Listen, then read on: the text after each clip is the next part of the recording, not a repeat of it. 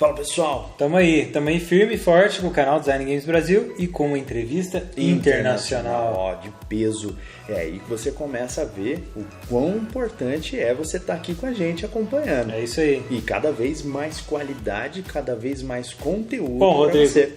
O pessoal vai ficar sabendo agora que a partir de agora, em alguns programas, a gente vai ter algumas entrevistas dessas, né? Nossa, isso é interessante. É mais um motivo, então, para antes de mais nada, curtir e já compartilhar.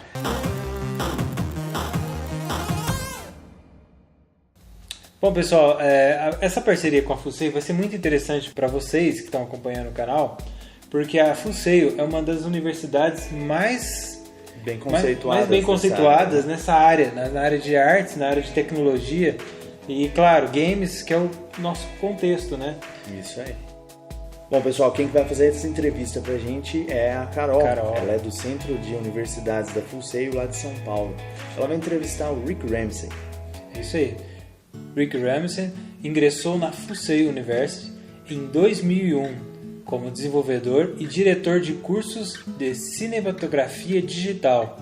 Em 2007, ele tornou-se presidente do departamento de produção antes de se tornar diretor do programa de cinema.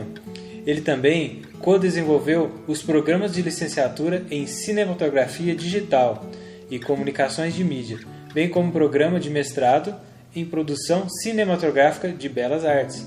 Atualmente, Rick atua como diretor de artes visuais, onde supervisiona 6 programas de bacharelado. Hello guys, I'm Carol. I'm the director of the Experience Center from Full Sail University here in São Paulo.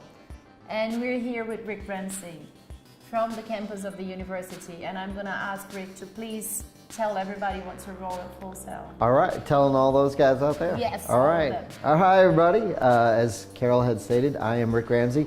And I am the Education Director of the Visual Arts Schools at Full Sail University located in beautiful Orlando, Florida.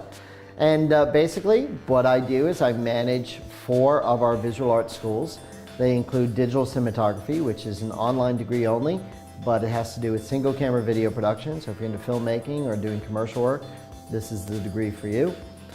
We have an on-campus only film program, and that's more the traditional filmmaking. We have sound stages, we use lots of cameras, we work in teams, and we create films in that degree.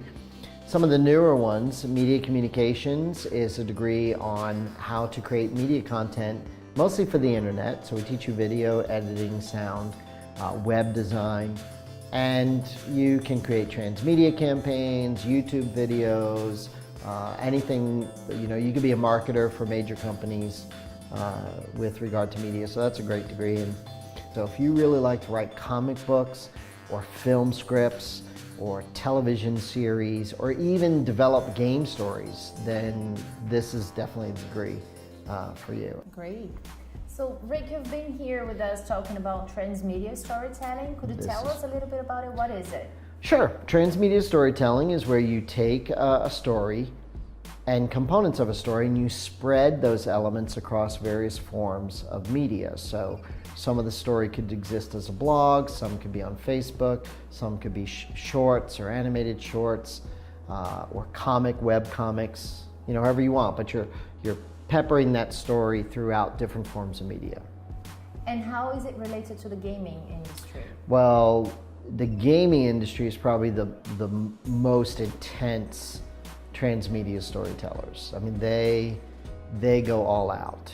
Halo 2 did a massive I Love Bees campaign where they used a website and they just went on and on. They created these events. People were out looking for these pay phones and calling and talking to an agent named the operator and getting all these. I mean, it was really a cool campaign. So the gaming industry is probably the best at creating transmedia campaigns. What would be the do's and the don'ts of a transmedia storytelling campaign?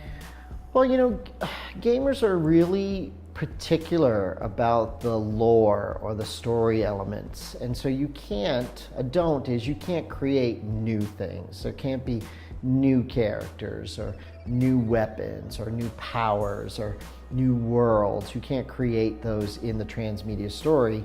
because they don't exist in the game. So you have to stick with the game. But what you can do is you can do the things that games don't do. Like the games, people want to play the games. And so games spend time on narrative, so you ascend. And so to limit those things, you create a transmedia story around the characters, and then you can fill all the backstory that the gamers love to read about or experience without having to put it all in the game, and because that can get pretty mundane.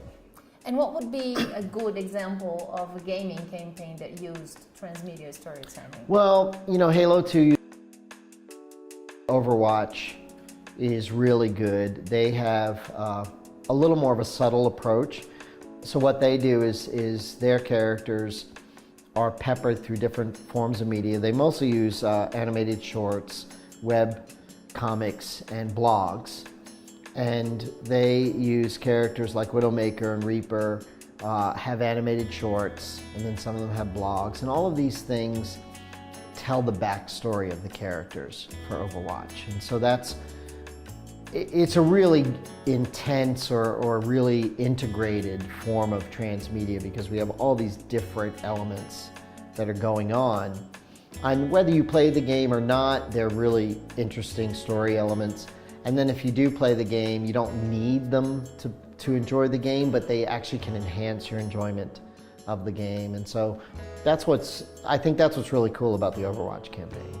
Is there anything special that we should think of when we are doing transmedia storytelling campaigns for gaming that is very specific to the gaming industry when compared to other industries? Well, you have a real challenge with gaming. Films, there's a strong narrative structure in a film, and in game there's not as strong a narrative structure. So I think with games you have the ability to really expand the narrative, really do deeper dives into the background. Then you can't do that with films, because films, they spend the first half hour of the film developing these characters, because that's critical to whatever it is you want the audience to feel as the story unfolds. In the game, you don't need all of that backstory. You just get snippets of it, just enough to tell you what your objectives are for the game. But then it leaves you with no sense of empathy for any of the characters in the game. And that's where the transmedia aspect can come in and really build a fan base around certain characters. Like League of Legends is a great example, because they have massive fan bases that gravitate towards specific characters in that game. And a lot of that has to do with, sure, the characters' abilities in the game, what powers they have, but a lot of it has to do with the backstories too, and how those backstories weave into the game itself. Thank you so much for being here with us and for sharing all of this. Sure, my pleasure. Acho que, cara, em nome da equipe Design Games Brasil, a gente agradece Rodrigo Banzato, primeiramente por ter feito aí a tradução do material. Carol, Rick Ramsey e o pessoal aí da Pulseio, né, que cedeu aí essa entrevista pro canal. Beleza? Até a próxima, pessoal. Valeu!